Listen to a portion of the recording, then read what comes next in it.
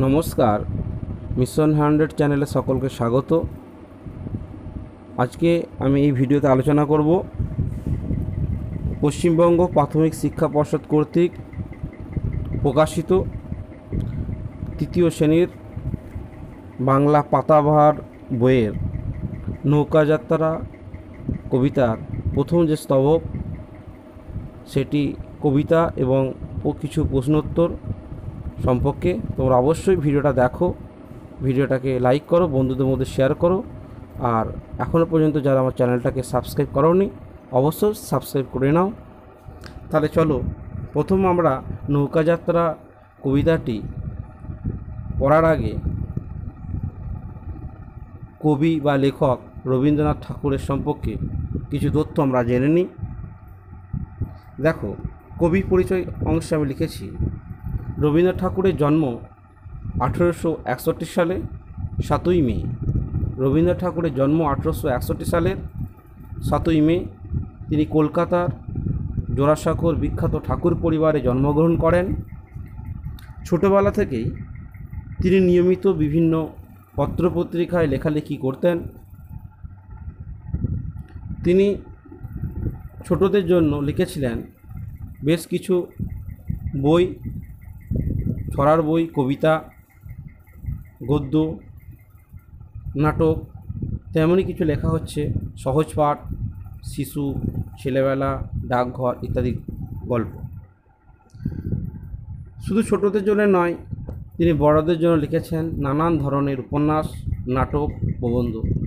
তার মধ্যে অন্যতম হচ্ছে রাজর্ষি উপন্যাস, অচলায়তন নাটক, চোখের বালি উপন্যাস ইত্যাদি। শুধু লেখালেখি নয়, তিনি লিখেছেন বহু গান, এঁকেছেন বহু ছবি।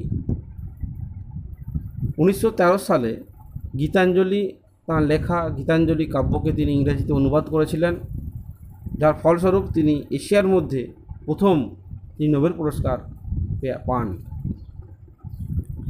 গীতাঞ্জলি কাব্যের যে ইংরেজি অনুবাদ তিনি করেছিলেন, সেই অনুবাদের নাম হচ্ছে সং অফারিংস। রবীন্দ্রনাথ ঠাকুর ছিলেন এমন একজন কবি যার লেখা গান দুটি দেশের জাতীয় সঙ্গীত হিসেবে গাওয়া হয়। একটি হচ্ছে আমাদের ভারতবর্ষের, অপরটি হচ্ছে আমাদের প্রতিবেশী দেশ বাংলাদেশে। এই গান, তার লেখা গান গাওয়া হয়। তোমাদের বিদ্যালয়ে প্রার্থনার সময় যে গানটা গাওয়া হয়, জন গণ মন অধিনায়ক জয় হে, সেই গানটি কিন্তু এই রবীন্দ্রনাথ ঠাকুরেরই লেখা। অপরদিকে বাংলাদেশের জাতীয় যে সঙ্গীত আমার সোনার বাংলা আমি তোমায় ভালোবাসি, এই গানটিও তিনি লিখেছিলেন। তবে দেখো, আমরা এবার কবিতায় চলে আসবো। মূল যে কবিতা, এই ভিডিওতে আমরা তার প্রথম স্তবকটা সম্বন্ধে পড়ব এবং শব্দার্থ, ব্যাকরণ, প্রশ্নোত্তর সম্বন্ধে আলোচনা করব। আশা করি ভিডিওটা ভালো করে দেখলে তোমাদের কবিতাটা মুখস্থ হয়ে যাবে এবং যেখান থেকে প্রশ্ন দিক তোমরা খুব সহজেই সেই উত্তরগুলো লিখতে পারবে। তাহলে দেখো, নৌকাযাত্রা রবীন্দ্রনাথ ঠাকুর। মধু মাঝির ওই যে নৌকাখানা বাঁধা আছে রাজগঞ্জের ঘাটে, কারো কোনো কাজে লাগছে না তো, বোঝাই করা আছে কেবল পাটে।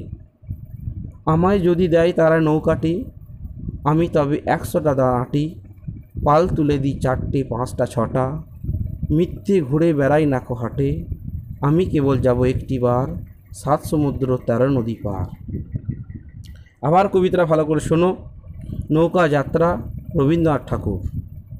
মধু মাঝির ওই যে নৌকাখানা বাঁধা আছে রাজগঞ্জের ঘাটে, কারো কোনো কাজে লাগছে না তো, বোঝাই করা আছে কেবল পাটে। আমায় যদি দেয় তারা নৌকাটি, আমি তবে 100টা দাঁড়াটি, পাল তুলে দিই 4টে 5টা 6টা, মিথ্যে ঘুরে বেড়াই নাকো হাটে, আমি কেবল যাব একটিবার 7 সমুদ্র 13 নদী পার।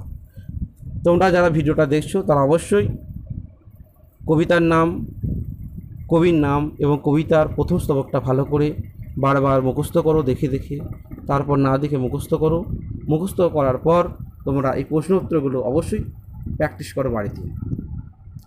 দেখো, এই কবিতার যে শব্দার্থগুলো আছে তোমাদের একটু বুঝিয়ে দিই। মাঝি, মধু মাঝির বলেছে, ওই মাঝি শব্দের অর্থ হচ্ছে যে নৌকা চালায়, তাকে বলা হয় মাঝি। তারপর দেখো ঘাট, ঘাট একটি বিশেষ্য পদ।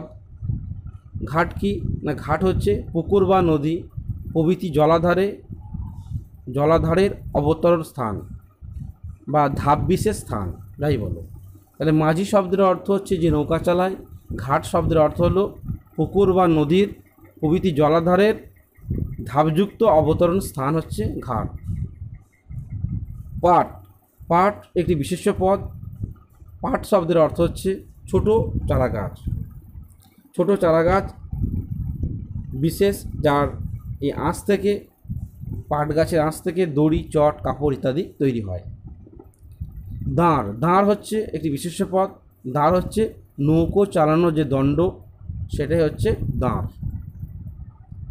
তারপর দেখো পাল, পাল হচ্ছে নৌকা বা জাহাজের যে মাস্তুল, সেটা হচ্ছে পাল, যা নৌকাকে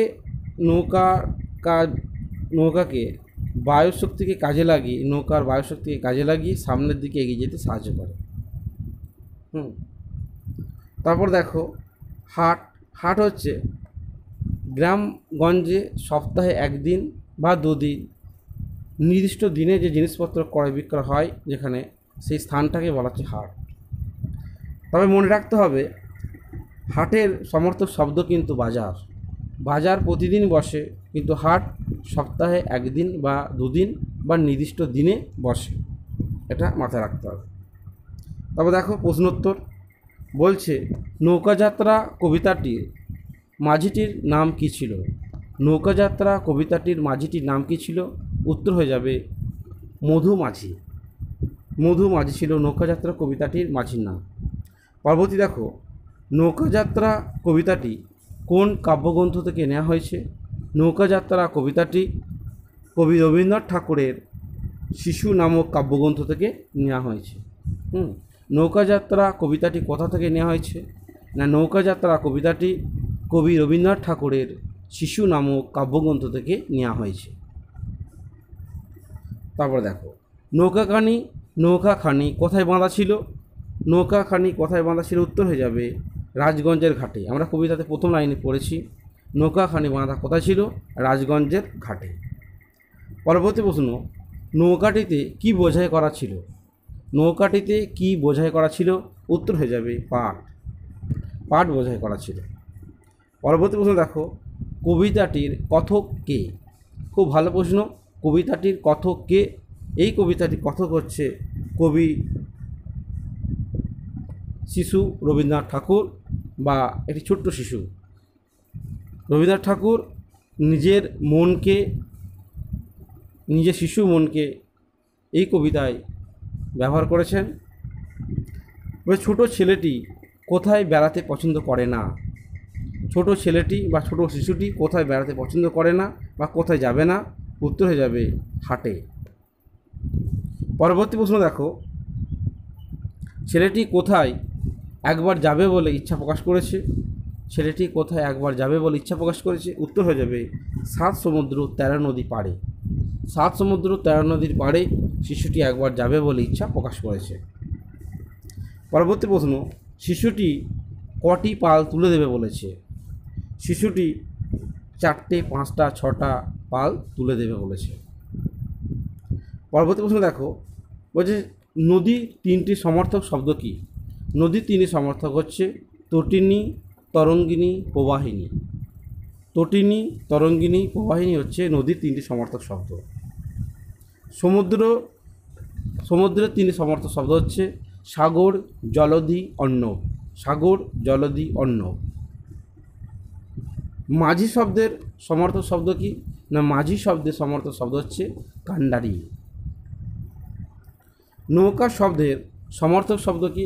নৌকা শব্দের সমর্থক শব্দ হচ্ছে তরি। তরি শব্দের অর্থ হলো নৌকা বা নৌকা শব্দ। অর্থ যুগলে পার্থক্য দেখো, বাধা, বায়াকা ধায়াকা বাধা, বাধা শব্দের অর্থ হচ্ছে প্রতিরোধ করা।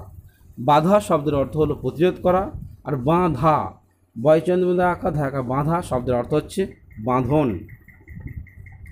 পার, পায়াকার পার শব্দের অর্থ হচ্ছে পেরোনো বা পারাপার করা। আর পায়াকার দর্শনটা পার শব্দের অর্থ হচ্ছে নদীর তীর বা নদীর কূল, যাই বলো। পরবর্তী প্রশ্ন দেখো কি আছে, বিপরীত শব্দ। এই কবিতায় বেশ কিছু বিপরীত শব্দ আছে, যেমন হচ্ছে বাঁধা, বাঁধা শব্দের বিপরীত অর্থ হচ্ছে খোলা, বিপরীত শব্দ খোলা। বোঝাই, বোঝাই শব্দের বিপরীত শব্দ অর্থ হচ্ছে খালি, বোঝাই করা, খালি করা। মিথ্যে, মিথ্যে শব্দের বিপরীত শব্দ হচ্ছে সত্য। আর তুলে শব্দের বিপরীত শব্দ হচ্ছে নামি। এই ছিল আজকে প্রথম স্তবকের প্রশ্ন। তোমাদের কবিতাটা আরেকবার বলে দিচ্ছি, দেখো। বলছে মধুমাঝির ওই যে নৌকাখানা বাঁধা আছে রাজগঞ্জের ঘাটে, কারো কোনো কাজে লাগছে না তো, বোঝাই করা আছে কেবল পাঠে। আমায় যদি দেয় তারা নৌকাটি, আমি তবে 100টা দাঁড়াটি, পাল তুলে দিই 4টে 5টা 6টা, মিথ্যে ঘুরে বেড়াই না কো হাটে, আমি কেবল যাব একটিবার 7 সমুদ্র 13 নদীর পার। অর্থাৎ কবি রবীন্দ্রনাথের শিশু মন এখানে কথক বা কবিতাটি বলছে, কি বলছে, যে মধুমাঝি নামে একজন মাঝি, যার নৌকাটা রাজগঞ্জের ঘাটে বাঁধা আছে, কোনো কাজে লাগছে না, কেবল তাতে পাটি বোঝাই করা আছে। যদি কবি শিশু মন বলতে চাইছে, যদি নৌকাটি মধুমাঝি বা তারা দেয়, তবে শিশু রবীন্দ্রনাথ সেই নৌকাটিকে নিয়ে 100টা দাঁড় তুলে দিয়ে, পাল তুলে দিয়ে, 4টে 5টা 6টা পাল তুলে দিয়ে, হাটে না গিয়ে সোজা 7 সমুদ্র 13 নদী পারে যেতে পারে। এই হচ্ছে কবিতার মূল বিষয়। অর্থাৎ নৌকাখানি মধুমাঝির, যার নৌকাটা কোনো কাজে লাগছে না, সেই জন্য রাজগঞ্জের ঘাটে বাঁধা আছে, নৌকাটাতে পাট বোঝাই করা আছে। কবির শিশু মন বলছে, যদি নৌকাটি তাকে দেয় একবার, তাহলে সে নৌকাটা নিয়ে দাঁড় এবং পাল তুলে দিয়ে নৌকাটায় মিথ্যে ভাবে না ঘুরে, হাটে বাজারে না গিয়ে সোজা 7 সমুদ্র 13 নদীর পারে সে যাবে। এই হচ্ছে কবিতার মূল বিষয়। তোমরা কবিতাটা বারবার পড়ো, মুখস্থ করে নাও, এবং এই ভিডিওতে যে প্রশ্ন উত্তরগুলো দিলাম, ব্যাকরণগুলো দিলাম, তোমরা অবশ্যই সেগুলো একটু দেখে নাও।